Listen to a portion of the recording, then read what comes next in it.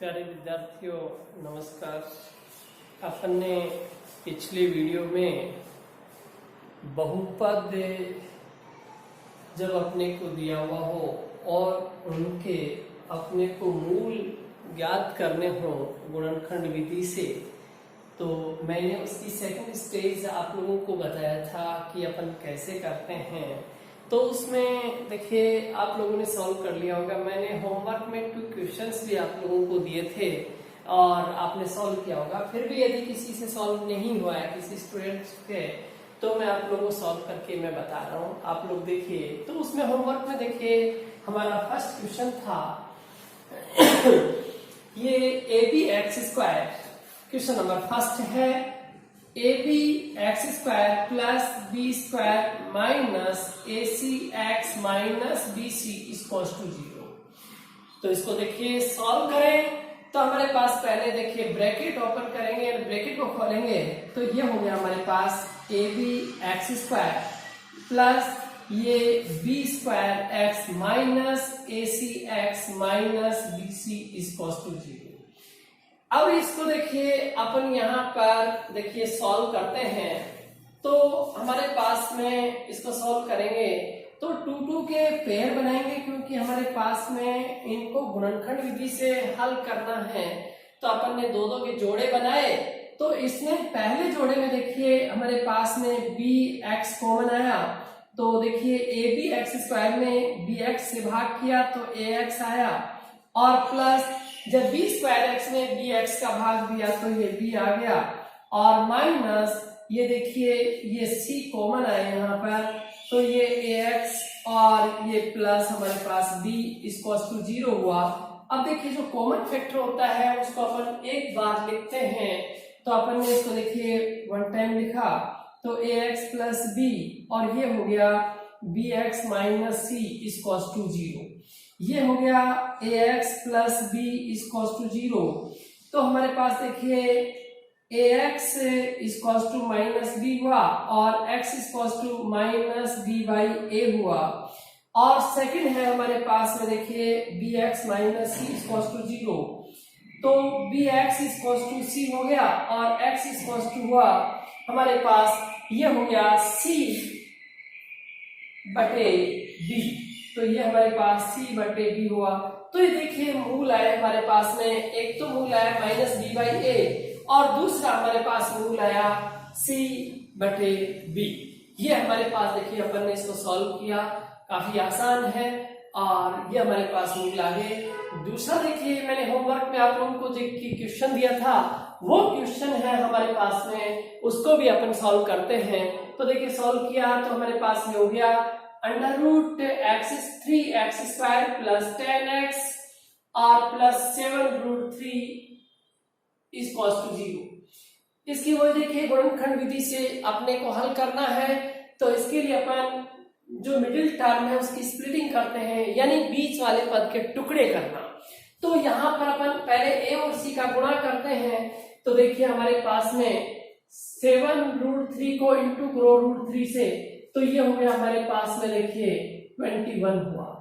ये इसको अपन ने इंटू किया 21। अब इसके देखिए क्या अपन स्प्लिटिंग करें कि हमारे पास में ये उनका जो गुणा करें तो 21 होना चाहिए, और जब उनका देखिए ऐड करें जोड़ करें तो हमारे पास में वही यानी 10x आना चाहिए। हमारे पास कितना आना चाहिए? 10x आना चाहिए। तो बीच वाले पद के अपन ने देखिए टुकड़े करने, तो उनका जोड़ 10x आना चाहिए और उनका गुणा 21 होना चाहिए। तो अपन ने देखिए यहाँ पर अपन पहले देखिए 3 प्लस 7 जोड़ते हैं तो 10 होता है, और 3 को 7 से गुणा करते हैं तो 21 होता है। तो हमारे पास में देखिए बीच वाले पद के टुकड़े होंगे 3 और 7। तो इसको देखिए अब अपन ने यहाँ पर रूट 3 एक्स स्क्वायर प्लस हमारे पास 3 plus 7 x plus 7 under root 3 equals to 0। अब ब्रैकेट देके खोलते हैं तो ये हो गया अंडर रूट 3 एक्स स्क्वायर और प्लस 3 एक्स और plus 7 x plus 7 under root 3 बराबर 0। अब देखिए अपन 2 के जोड़े बनाएंगे, तो ये 2 के जोड़े बना लिए। अब अपने पास में देखिए 3 का मतलब क्या होता है ये समझना पहले। 3 का मतलब होता है रूट 3 इंटू रूट 3, यानी √3 को √3 से इंटू करें तो 3 होता है और हमारे पास √3 है। तो देखिए अब हमारे पास एक तो √3 और 3 है, तो इसमें हमारे पास में कॉमन आएगा √3, x² और x में कॉमन आएगा x, तो ये हमारे पास यह कॉमन आ गया √3x, इसमें इसका भाग गया तो x बच गया, और प्लस 3 में देखिए √3 से भाग करें तो √3 से कैंसिल हो गया, एक बच गया, तो ये हमारे पास आ गया √3, और प्लस यहाँ पर देखिए 7x और प्लस 7 √3, तो यहाँ पर 7 कॉमन आया और ये x बच गया, और प्लस इसमें √3 बच गया इक्वल्स टू 0। अब कॉमन फैक्टर है, इसको अपन एक बार लिखेंगे, तो एक बार लिखा हमारे पास ये हो गया x प्लस √3 और ये हो गया √3x प्लस 7 इक्वल्स टू 0। अब देखिए एक बार x प्लस √3 इक्वल्स टू 0 हुआ तो x इक्वल्स टू हमारे पास में माइनस √3 हुआ, और ये √3x प्लस 7 इक्वल्स टू 0, तो √3x equals to -7, x equals to -7 by √3, तो ये देखिए हमारे मूल आए, एक तो हमारे पास -√3 और दूसरा आया -7 बाई √3, ये हमारे इसमें देखिए मूल आए। अब नेक्स्ट स्टेप आती है हमें, जब कोई भी बहुपद, फर्स्ट स्टेप अपन गुणनखंड विधि से सॉल्व करना अपन ने इसमें सीखा, दूसरी विधि है पूर्ण वर्ग बनाने की विधि से, पूर्ण वर्ग विधि से मूल ज्ञात करना किसी भी बहुपद के। तो यहाँ पर देखिए मैंने फर्स्ट विधि आप लोगों को बताई जिसमें गुणनखंड विधि से इनके मूल ज्ञात करने थे बहुपद के। अब अपने पास में सेकंड स्टेप आती है, अर्थात अपन ये कह सकते हैं नेक्स्ट एक्सरसाइज है, जिसमें अपने को यहाँ पर इसके मूल जो ज्ञात करने हैं, लेकिन पूर्ण वर्ग विधि से हमें मूल पता करने हैं। तो देखिए सेकंड स्टेज अपन यहाँ पर स्टार्ट करते हैं। तो इसमें यहाँ पर नेक्स्ट एक्सरसाइज हमारे पास 3.4 एक्सरसाइज है। इस एक्सरसाइज में अपने को पूर्ण वर्ग विधि से मूल ज्ञात करना अपन सीखेंगे। आप पूर्ण वर्ग विधि से कैसे सीखते हैं वो देखिए आप लोगों को एक क्वेश्चन के माध्यम से मैं आप लोगों को यहाँ पर बताऊंगा। जैसे 2x² - 5x 2x² - 5x + 3 = 0, एक बहुपद अपने पास में दिया हुआ है और इस बहुपद के भी मूल ज्ञात करने, लेकिन अब गुणनखंड विधि से नहीं करेंगे, अब हमें करना है पूर्ण वर्ग विधि से। तो सबसे पहले देखिए पूर्ण वर्ग विधि से किसी भी बहुपद के जब अपने को मूल पता करने हैं तो अपन सबसे पहले जो स्क्वायर का जो गुणांक है वो हमें 1 करना होता है। ये अपने को ध्यान रखना है कि सबसे पहले देखिए यहाँ पर यदि स्क्वायर का गुणांक यदि 1 है तो हमें उस प्रोसीजर को नहीं अपनाना होता है, और जो हमारा अचर पद होता है c, जो कांस्टेंट टर्म जिसको अपन कहते हैं, उसका पहले ट्रांसपोजिंग करते हैं, पक्षांतरण करते हैं। तो हमारे पास जो ये अचर पद है इसका अपन सबसे पहले उसको देखिए, अपने को c की जो टर्म होती है उसको, तो अपन ने यहाँ पर सबसे पहले क्या करेंगे, पक्षांतरण।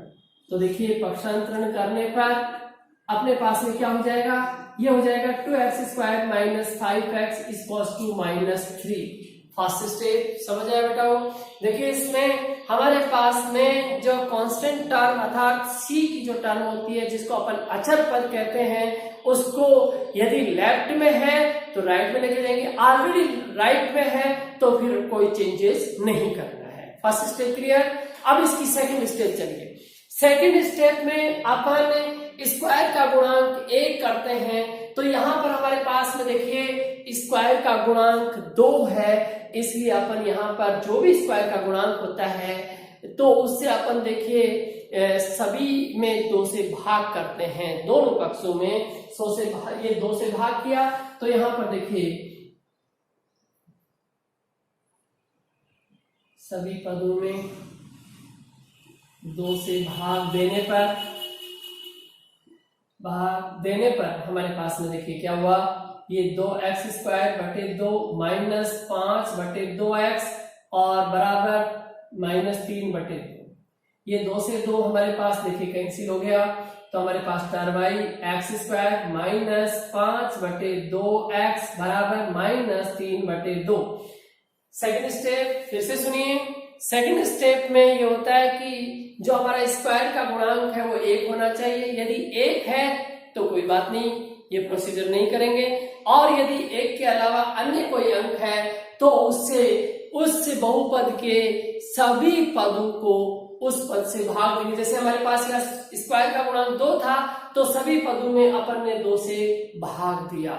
तीसरा स्टेप जो इसका आता है वो होता है बेटा, पहले हमारे पास देखिए जो x का गुणांक है वो देखिए, यहाँ पर x का गुणांक हमारे पास क्या है, ये है 5/2 हमारे पास x का गुणांक है। x का गुणांक 5/2। अब 5/2 है तो उसका पहले आधा करिए, यानी 2 से भाग करिए। तो अपन ने 5/2 में 2 का भाग दिया तो हमारे पास आ गया 5/4।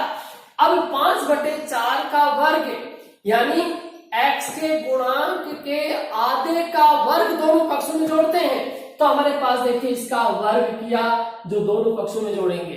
तो यहां लिखिए, थर्ड स्टेप लिखिए, हमारे पास में x के